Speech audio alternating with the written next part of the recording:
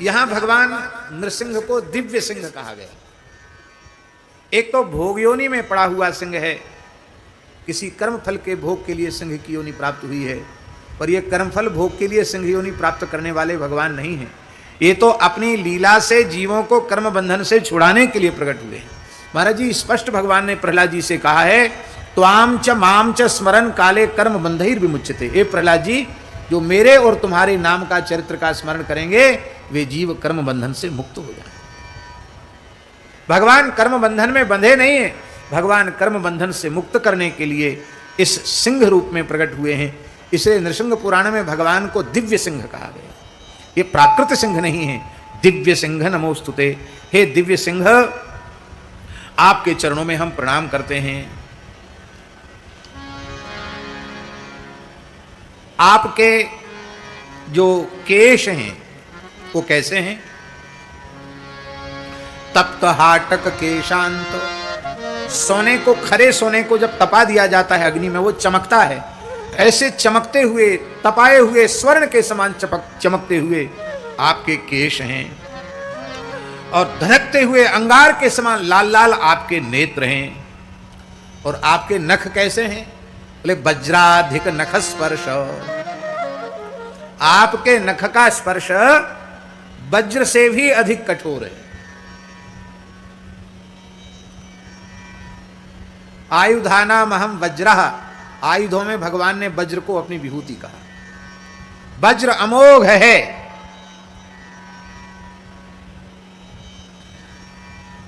और उस वज्र के संबंध में भी ऐसा वर्णन मिलता है कि हिरण्यकशिपु की छाती से टकरा करके वज्र नीचे गिर गया, पर उस हिरण्यकशिपु की छाती का एक रोया नहीं झड़ा, उसकी छाती में खरोंच तक नहीं आई। आप विचार कर सकते हैं हिरण्यकशिपु का वक्षस्थल कितना कठोर होगा। इंद्र अपना वज्र उठाकर भाग गया और उस हिरण्यकशिपु के वक्षस्थल को भगवान नृसिंह ने न चक्र का स्पर्श किया न गदा का स्पर्श किया, केवल अपने नखों के स्पर्श से ही उसका वक्षस्थल विदीर्ण कर दिया। इसलिए कहा गया वज्राधिक नख स्पर्श, वज्र से भी अधिक जिनके कठोर नख हैं, ऐसे दिव्य सिंह भगवान नृसिंह के चरणों में हम प्रणाम करते हैं। जो भगवान नृसिंह का स्मरण करते हैं उनके जीवन में कभी अलाय बलाय भूत प्रेत की बाधा कभी नहीं आती है। दुष्ट ग्रह अरिष्ट ग्रह का सर्वथा निरसन हो जाता है। फिर किसी के दरबार में जाने की जरूरत नहीं, किसी के पास जाने की जरूरत नहीं है। नृसिंह भगवान सबकी सर्वविध रक्षा करते हैं। आगे का जो मंगलाचरण का श्लोक है नृसिंह पुराण का, वो आशीर्वादात्मक है। पहला नमस्कारात्मक है और आगे आशीर्वादात्मक है। पान्तु वो नरसिंहस्य नखलांगूल कोटयः हिरण्यकशिपोर्वक्षः क्षेत्रासृक्कर्दमारुणा। कितनी बढ़िया उपमा दी है। भगवान नृसिंह के जो नख हैं वही हैं हल। हल का अग्रभाग, हल के फार होते ना, हल के, आप सब समझ रहे हैं कि नहीं? आजकल तो ट्रैक्टर से जुताई होती है, पहले हल चलते थे, तो हल का जो फार होता है उसके जैसे जिनके भयंकर नख हैं, और जो हिरण्यकशिपु रूपी दैत्य के वक्षस्थल रूपी खेत को जोतने वाले हैं, उसकी छाती ही खेत है, अधर्मी की छाती, उसको फाड़ने वाले हैं, और वो नख लगने से उसकी कीचड़ से उनके नख लाल लाल हो गए हैं। ऐसे रक्त रंजित भगवान नृसिंह के प्रचंड नख आप सबकी रक्षा करें। ये नृसिंह रक्षा विधान मंत्र है जिसमें सबकी रक्षा का विधान किया गया। बोलो नृसिंह भगवान की जय। आप लोग समझ तो गए ना, ये ऐसे वैसे देवता नहीं है, ये सीधे पेट फाड़ने वाले देवता हैं, सीधी आंत निकालने वाले देवता हैं। इसलिए नृसिंह भगवान के सेवक को किसी से डरने की आवश्यकता नहीं है। और इनको कुछ करना थोड़ी पड़ता है, तो तुरंत ऑपरेशन कर देते हैं। ऑपरेशन करने में 1 मिनट नहीं है उनको। हिरण्यकशिपु को नहीं छोड़ा, दूसरे को क्या छोड़ेंगे? इसलिए मेरी प्रार्थना है इस नृसिंह मंदिर के प्राचीनतम स्वरूप को पुनः प्रतिष्ठित करने में आप सब कटिबद्ध होकर तन मन प्राण से जुट जाएं। भगवान नृसिंह आप सबके ऊपर कृपा करेंगे, और जो लोग दुर्भाग्य से, दुष्प्रारब्ध से या दुर्बुद्धि से या किसी दूषित पूर्व के संस्कार से जो लोग भगवान नृसिंह की भूमि पर, उनकी संपत्ति पर अवैध रूप से कब्जा किए हैं, वे भी सावधान हो जाएं। अब नृसिंह भगवान सो नहीं रहे हैं, अब नृसिंह भगवान जग गए हैं और सीधे पेट फाड़ने वाले, आंत निकालने वाले देवता हैं। इसलिए भैया सावधान हो जाएं, उसी में आपका, आपके पूर्वजों का, आपके पूरे परिवार का मंगल है। ये ऐसे नृसिंह भगवान के जो नख हैं, वो आप सबका, जो रक्त रंजित नख हैं, वो आप सबके कल्याण का विस्तार करें, आप सबकी रक्षा करें। एक समय की बात है, हिमालय की उपत्यका में रहने वाले वेदों के पारगामी विद्वान महात्मा मुनिगण नैमिषारण्य पधारे। कहां कहां से नैमिषारण्य में ऋषि आए? बोले अर्बुदारण्य, पुष्करारण्य, महेंद्र पर्वत, विंध्यगिरी के निवासी, धर्मारण्य, दंडकारण्य, श्री शैलम कुरुक्षेत्र में निवास करने वाले, कुमार पर्वत पर निवास करने वाले, पंपासर में निवास करने वाले ऋषिगण, ये सब के सब माघ स्नान करने के लिए तीर्थराज प्रयाग में आए। माघ मकर गत रवि जब होई, तीर्थपति आव सब कोई। सब तीर्थपति, तीर्थराज प्रयाग में सब आए हैं। और एक, भैया बैठ जाओ, कुछ बिगड़ व्यवहार होना है, भैया ठीक करो इसको।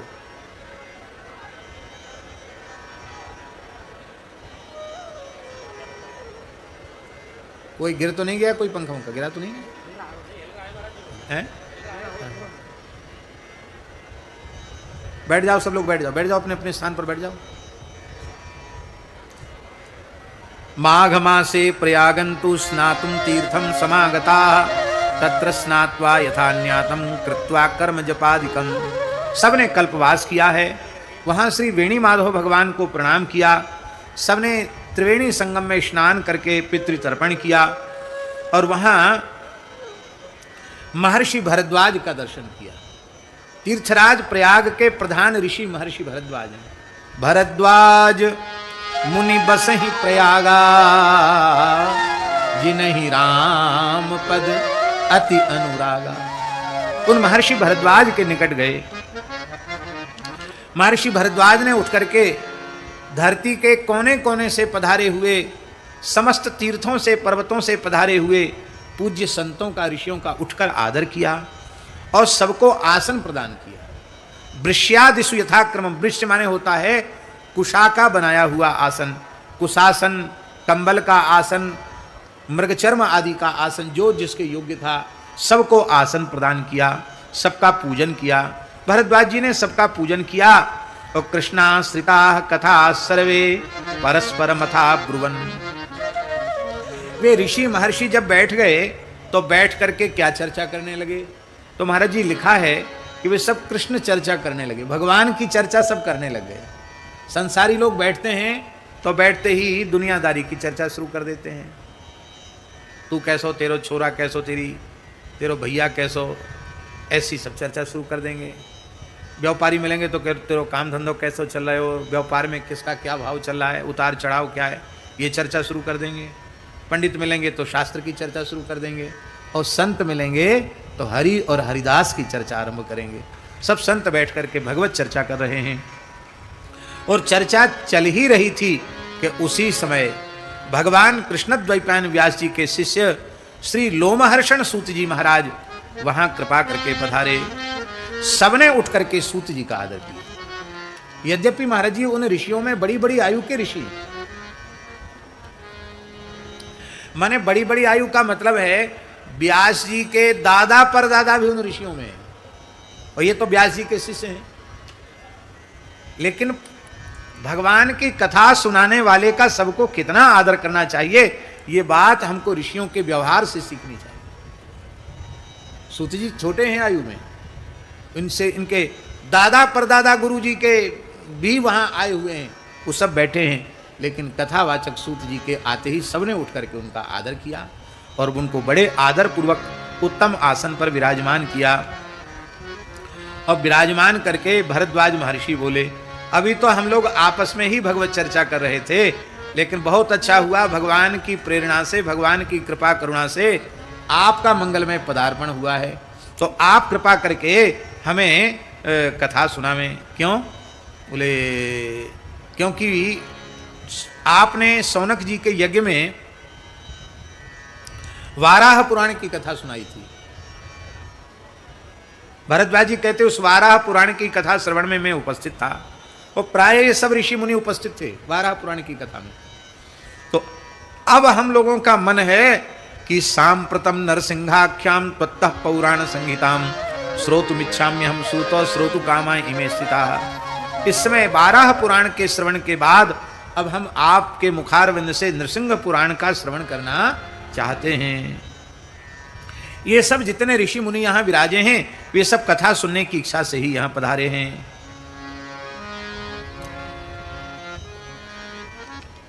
अब कथा सुनाएंगे तो कैसे सुनाएंगे? कुछ ना कुछ तो प्रश्न करना पड़ेगा, जिज्ञासा होगी तो उसका समाधान होगा।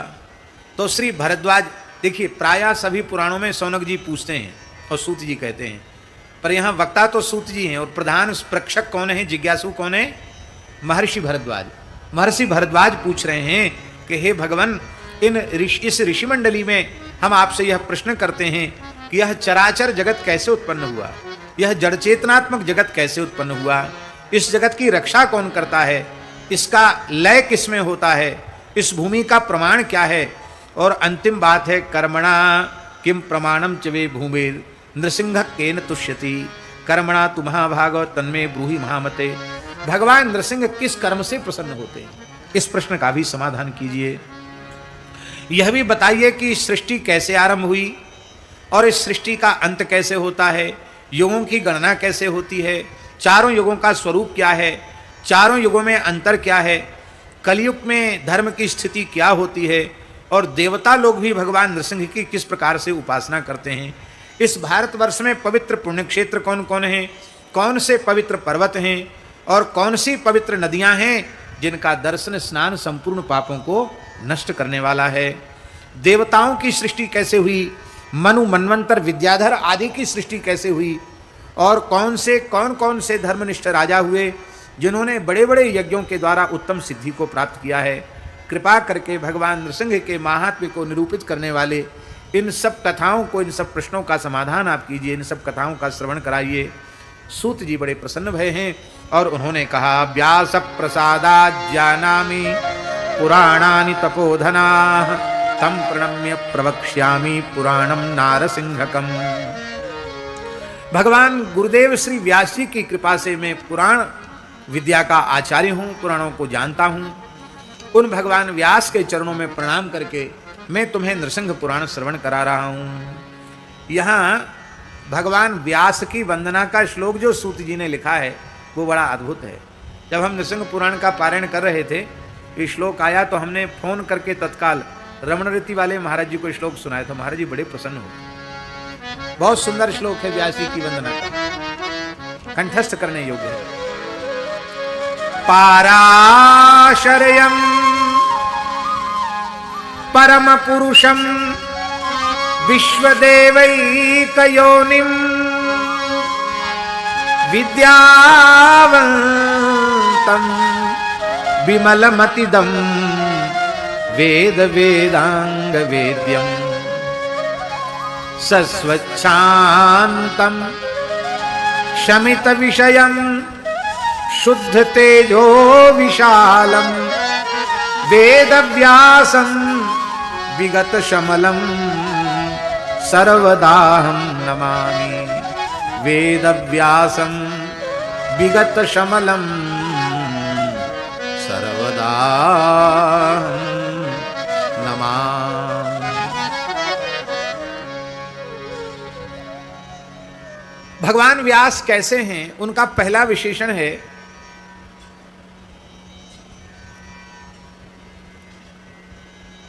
कि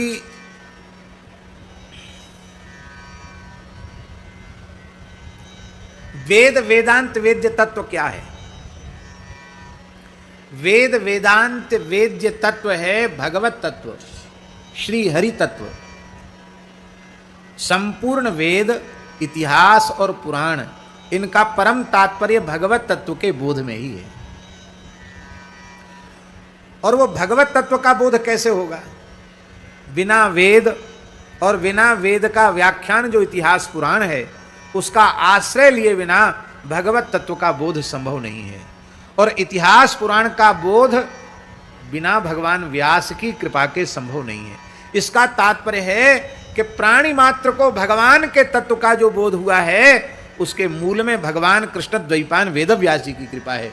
व्यास जी ने यदि इतिहास पुराण के माध्यम से वेदों का व्याख्यान न किया होता, वेदार्थ हम लोगों को न समझाया होता, तो हम लोग भगवान के संबंध में कुछ भी जानने में समर्थ नहीं थे। चाहे महाभारत ले लो, चाहे भागवत जी ले लो, सभी पुराण व्यास जी की कृति हैं। व्यास जी के बिना कुछ भी जानने में समर्थ नहीं है।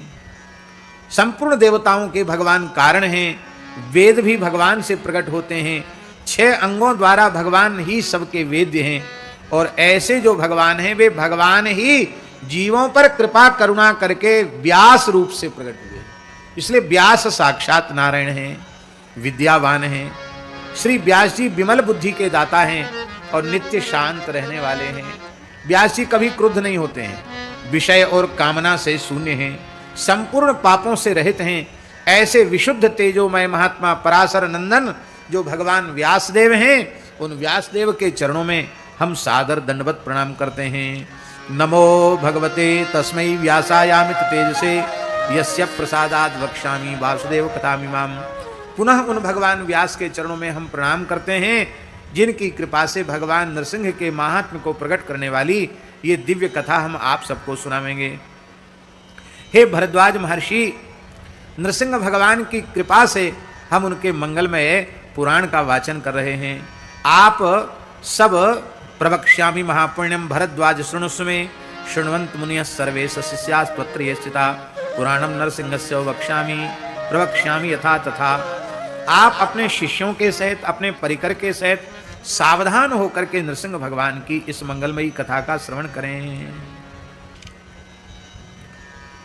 अकेले कथा नहीं सुनना, ऋषि मुनियों को अपने शिष्यों के, अपने परिकर के सहित कथा सुननी चाहिए और गृहस्थों को अपने परिवार कुटुंब के साथ कथा सुननी चाहिए। कथा पूरे परिकर के सहित, चाहे गृहस्थ हो या विरक्त हो, सबको अपने परिकर के सहित कथा सुननी चाहिए, सावधान होकर के कथा सुननी चाहिए। हे भरद्वाज जी, आपने प्रश्न किया था कि ये सारा चराचर किससे उत्पन्न है, तो भगवान नरसिंह जो नारायण हैं उनसे ही, नरसिंह नारायण से ही ये संपूर्ण चराचर उत्पन्न हुआ है।